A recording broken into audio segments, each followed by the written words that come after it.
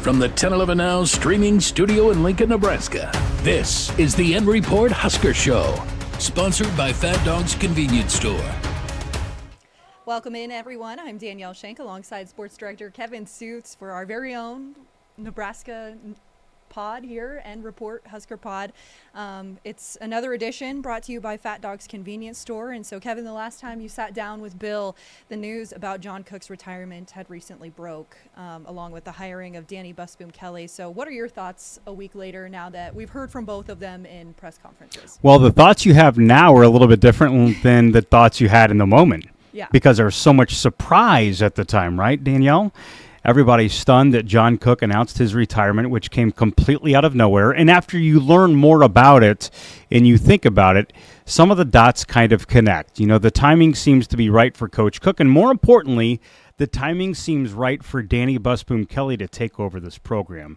And I think that's my prevailing juxtaposition between the two thoughts. Holy cow, John Cook's retiring to Danny Busboom Kelly. Her stock is higher than it's ever been. She's an elite coach. She's proven. And if there is a time for John to pass the torch, it's now. Yeah, that day, I was kind of just waiting for something to happen. It was a very quiet day, and then I looked down at my email, and I was like, am I reading this correctly? Yeah. Like, let me clean my eyes. John Cook's retiring. That's crazy. So how much does this say about the program, considering that nobody has entered the transfer portal yet, and this has been such kind of a smooth transition between the two? Yeah, it seems as of right now that the entire roster will stay, which is remarkable, not just because of a coaching change, but just because of where Nebraska is at. This is the era of players seeking greener pastures, but everybody seems to be happy here. Now, let's see what happens after Nebraska goes through its spring season. They're going to have their training in Beach right now, and John Cook didn't coach the Beach team anyway. So it's not like if Danny is trying to figure out like where she's going to live in Lincoln, what's it going to look like for her family, you know, moving back home. There's a lot of things for her to personally figure out over these weeks. So her obligations with the volleyball program, if you're to compare them to what John Cook did, this is actually a time where he could catch his breath and evaluate everything before they got into the court season of the spring schedule. So Danny has some flexibility right now, but of course she needs to build those relationships. She needs to evaluate her team, but right now the team is training in sand. Yeah, it's just been wild that there's been so much volleyball conversation in January and now February, because this is typically the time that the program is in such an elite status. They can be quiet and no one's concerned about anything. Yeah, and for those that don't know, who is coaching them during this Beach season? Like, who kind of takes over? Jalen is the primary Beach coach, and they're all his, and Kelly Hunter is involved in that as well. Kelly recently got married, so my goodness, so many things have happened within this program, and like I said, a fairly quiet time. I don't know that anybody's going to leave. Danny Busboom Kelly has one assistant coach, two still hire because of the departure of Jordan Larson. But she said she's in no rush to find that person. So, yeah, on the list of things that she has to do, hire that third full-time assistant coach, it's actually probably not even in the top quadrant of the things for her to do. Yeah, I mean, she has such a good backup crew anyway with Kelly and Jalen that it's like, well, you know, they're able to just handle things well anyway. Right. And, you know, that speaks to the importance of having Jalen and Kelly stay on staff. And I think that gives all the fans that are still trying to figure out how this is going to work some peace of mind, because Jalen is one of the primary recruiters for this team. So is Kelly. And if you watch a match, Jalen does a lot of the in-game coaching of the team. So not to say that Danny can't change any of that, but I think that everything, it's almost like everything just continues to roll on, and there's no major disruption for how this volleyball program is going to operate. I'm very fascinated for Danny to learn the roster, evaluate the newcomers, and then start putting her fingerprints on this team and just the program in general. And I thought it was interesting that John Cook, when he announced his retirement and was meeting with reporters, he made that comment of all these new things that are going to face college volleyball coaches in 2025 and beyond, they're for Danny. to navigate through. So it's not like he's tapping out of things, but he knows changes are coming with revenue sharing, with the transfer portal. Nebraska's going to go play at Pinnacle Bank Arena next year. And, what does that look like? What's the seating like? Do they put seats on the court? John doesn't have to worry about that because he just likes coaching volleyball.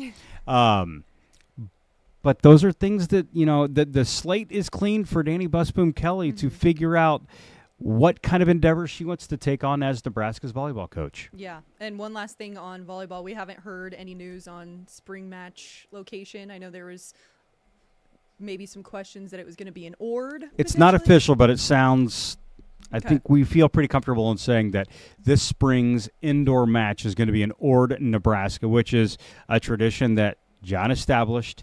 It is such an amazing way for this volleyball program to just showcase itself out in rural Nebraska, some of the other towns, and they have 2-hour-long lines just to sell tickets on a cold winter day. That's not even for the match, but it just speaks to the testament of, everybody wants a piece of the Nebraska volleyball pie, and it sounds like that will continue into the future. Yeah, I could talk for days about volleyball, but we'll move on to some women's basketball. There's nothing wrong with talking for days about volleyball when you're in Nebraska. They're on a 3-game losing streak, women's basketball, including a tough loss to Iowa just recently, who they had beat earlier in the year, but tonight they take on 17th-ranked Maryland. Thoughts on that? Yeah, it's a tough game. Maryland's tough no matter when, but right now Nebraska is trending in the wrong direction, and they're a little bit in danger zone, Danielle, because Nebraska's played so well. They've spent some time inside the top 25, but you mentioned the 3-game losing streak. They've lost 4 of their last 5, and in this recent skid right now, these are not close losses. They've lost by, I believe, 14 or more points in each of their last 3 games. So I'm sure that Amy Williams and this coaching staff has had the team look in the mirror, and I say danger zone because Nebraska has kind of positioned itself to be on the NCAA tournament bubble. And to hear that after how well they played in December, it's kind of crazy, and how well they started the season. They have some time to right the ship and still make a push into March. Tonight's going to be tough, but it's the games after this evening where Nebraska needs to try to regain its footing and make a nice push to the postseason. Yeah, is this kind of just a situation where teams have figured out what this new-ish team looks like now that Allison Widener and Natalie Potts have been on the bench for a while? I mean, they're a big loss for this team. Yeah, they are. And I think that that's really what's ailing the team right now. Some leadership from Widener and some scoring of Potts. Alexis Markowski still has been so steady and consistent, scoring the ball, rebounding the basketball.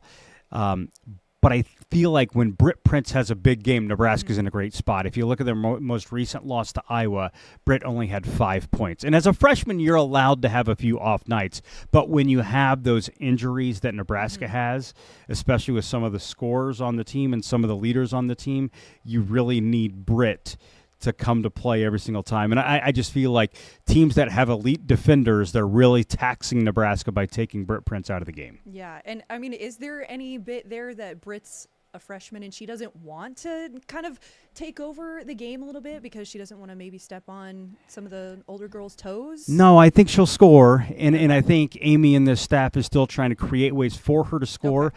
But when you're putting a freshman, I mean, let's keep in mind, she was playing Class B basketball last year at this point in time. Now she's being guarded sometimes by a fifth-year senior, and there's just such a huge gap there, and that's no disrespect to Britt's skill level. It's just it's a learning curve, and, the adjustment is real. And Alexis has told us so many times about, as a freshman, everything is just kind of happening so fast, and you're just going game to game, possession by possession. As a senior, everything is slower, and you can kind of anticipate just the cadence of a game, and that's what's allowing her to be so consistent as an upperclassman.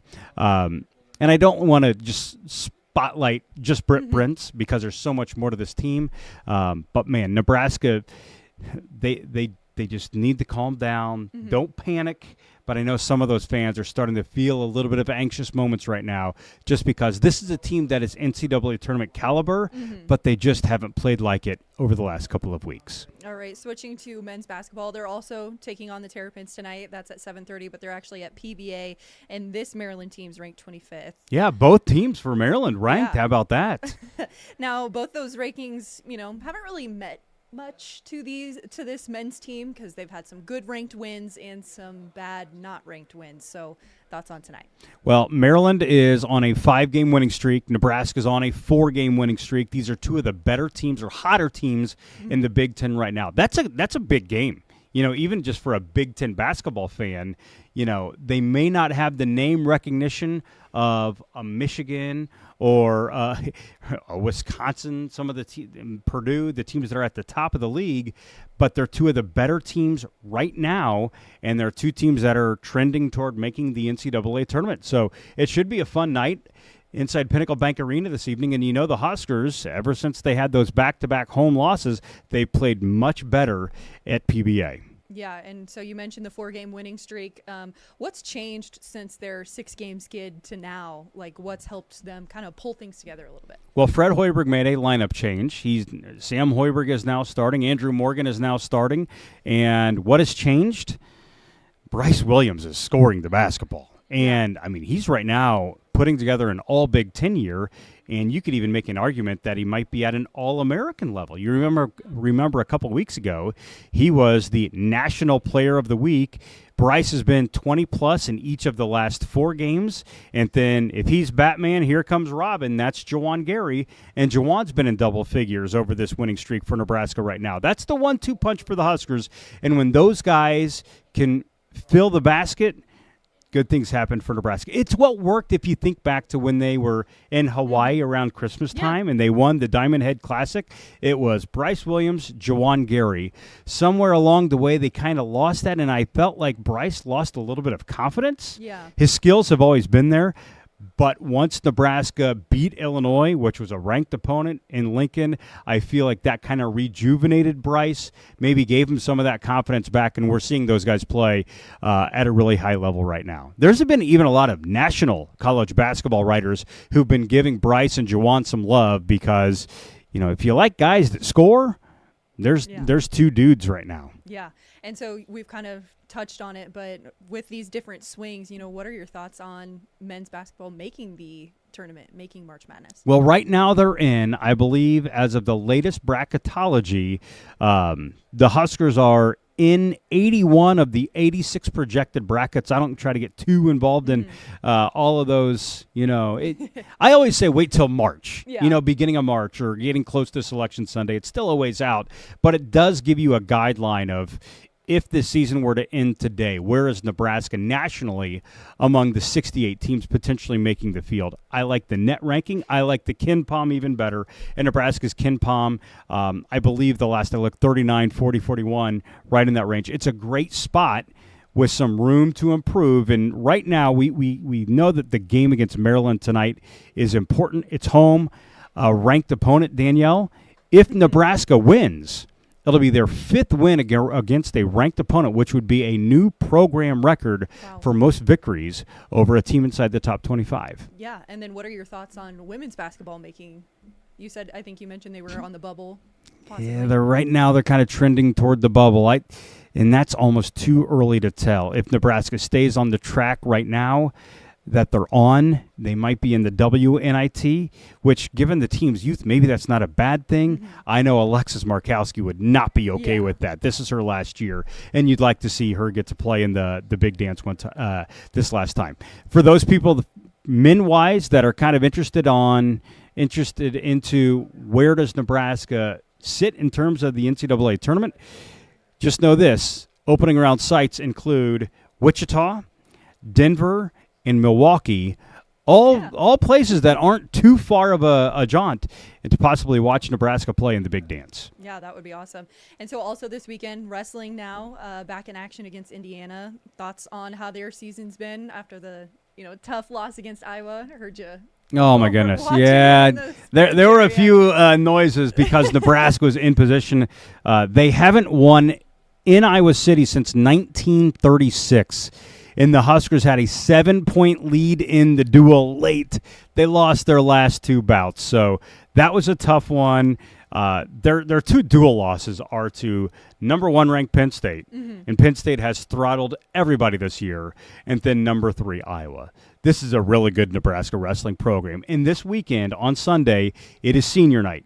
And the seniors that they have on that roster have poured a lot of blood, sweat, and tears into being a Nebraska wrestler. So I hope the fans show out and show those guys some love because they are the backbone of the program right now. And I know Mark Manning just adores some of these guys that are going to get the salute on Sunday. Yeah, and how soon is the Big Ten tournament for them coming up? So it's going to be a couple of weeks away. Nebraska's got to conclude the regular season, and then the Big Ten, I mean, you're going to go right back up against Penn State and Iowa all over again. Alrighty, and so spring sports, 18th ranked softball competed in the NFCA Leadoff Classic, starting the season off with a stellar win over number 6 Tennessee, but then lost to 13th ranked Texas Tech and 24th ranked Mississippi State. Now they're gearing up for another tournament this weekend. Just what are your thoughts on where are they at this weekend? I think it's New Mexico. Okay. It's warmer than Lincoln. Yeah. That's all that matters. Yeah. And in fact, the baseball team begins this weekend as well. Mm-hmm. And I joked with Will Bolt the other day when we got to visit with him ahead of the season.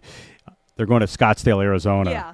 I was like, have you looked at the weather? He goes, oh, yeah, I have. He was more than happy to get out of Lincoln. I believe the high in Scottsdale on Sunday is 80 degrees. Perfect. Take us with you, right? Yeah. But back to softball, 3-2 on the opening weekend. They have that nice win. Jordy Ball, oh my goodness, her first game back after tearing her ACL a year ago. Had a fantastic game pitching and then hit a home run. It's kind of poetic stuff for Nebraska's superstar. Yeah, and for those who, may not have known who she was when she was at Oklahoma, and this seems like a silly question coming out of my mouth, but just how big is it that she's back for this year? Well, insanely huge, and you'll know the answer to that when Nebraska starts playing inside Bowling Stadium on a nice day, because Jordy Ball alone will put butts in seats. She is a generational talent. She is a superstar. She is a multi-time All-American. She was the National Freshman of the Year. And, oh, by the way, she's a native of Nebraska, and that was the whole appeal for her when she decided to leave Oklahoma and come to Nebraska. She wanted to play for the home state school and be closer to her family in Papillion. So not only does she have some interest in just being back in Nebraska, Nebraskans have interest in watching one of their own guide this team in this spring. Yeah, and so you had mentioned baseball, 24th ranked. They are competing this weekend. What are your hopes for the season? I mean, I think I saw somewhere on Twitter that they were maybe picked second in the Big Ten. Is that right? That's correct. They're preseason number 2 in the Big Ten. They're ranked nationally to start the year, number 24.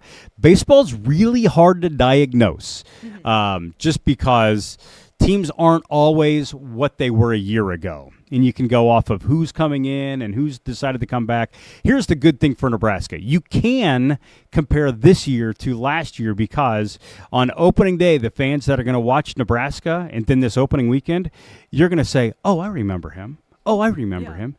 They have 7 everyday starters that are back, and that's pretty rare for college baseball. And then this pitching staff, if you look at who they're going to roll out for this opening weekend, all 4 guys are notable names for the fan base. Mm-hmm. They're going to open with Mason McConaughey, a preseason All-American.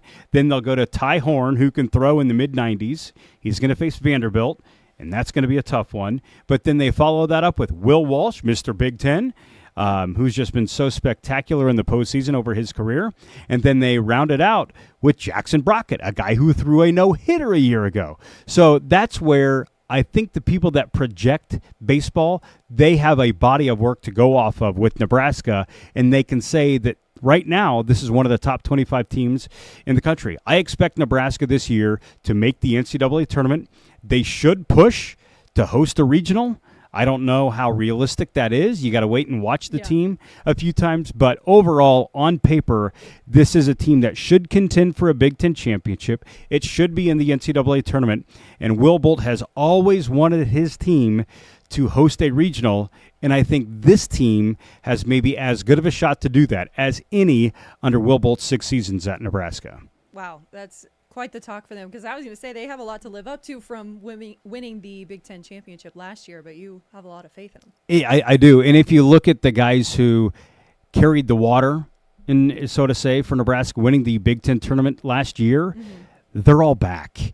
Gabe Swanson was he told us it looked like a beach ball. The baseball looked like a beach ball when he was at the plate, and he was just on a heater of all time in the postseason. He decided not to go pro. He's coming back. And Josh Overbeek was really good late in the year as a freshman last year. He's back. Dylan Carey is now going to be a third-year starting infielder. He's going to anchor the infield at the shortstop position.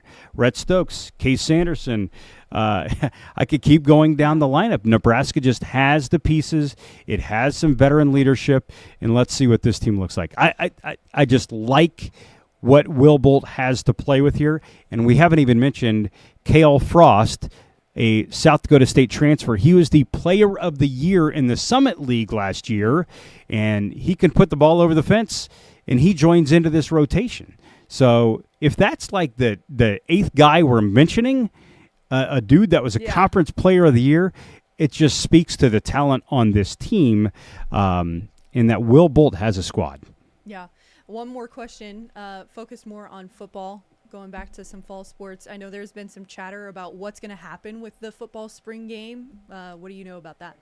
Well, what we know is that Matt Rule didn't say they're going to have a spring game, and he hasn't officially said they're not having a spring game. We're kind of in this gray area, and spring football is going to start soon for the Huskers, and they usually format that all leading up to the red-white scrimmage. Yeah. Matt Rule's case for being hesitant to host the spring game is because he doesn't want film out on some of his guys because their transfer portal is such a thing in 2025. He doesn't want his roster poached, and it's not just Nebraska. It sounds like this may be a national trend. So if you're a Nebraska fan, that's going to say, what? You're taking my, April or May date away from me? They will do something. It sounds like it may be a multi-sport celebration of some sort. We don't know exactly what that looks like. It could just be a new fan day, or it could just be a skills showcase. Think NFL Pro Bowl kind of thing with Nebraska football players. I still think they're discussing all those options at North Stadium in these slow winter days, trying to decide what they do. But I do think a traditional Nebraska spring game likely will not happen in 2025. Wow. Any other thoughts on fall or winter sports or spring? Well, fall sports, it's the off season, but it's never really the off season, right? There's always something to discuss. But this is the great crossover time because you have these winter sports, Nebraska men's and women's basketball and wrestling, all gearing up and getting ready for the postseason. And now here come the spring sports. I'm really excited to watch this baseball team.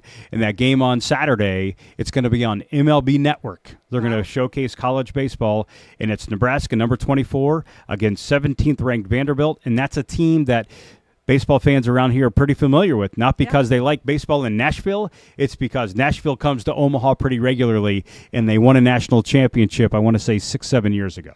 Yeah, that'll be a big match. And February, March, busy time for you. Absolutely. All right. Thanks for joining us, Kevin. And thanks, everyone, for watching. For coverage of tonight's women's and men's basketball games, just check out Kevin's social media and stay tuned to 1011 News, of course. You can follow us on all our social platforms from our newsroom to wherever you are. See you on the next stream. You've been listening to the N Report Husker Show, sponsored by Fat Dog's Convenience Store. Watch, listen, and stream on the 1011 Now app, on YouTube, or wherever you get your podcasts. For more Husker coverage throughout the week, watch the N Report on 1011 Sports at 6 and 10 p.m. and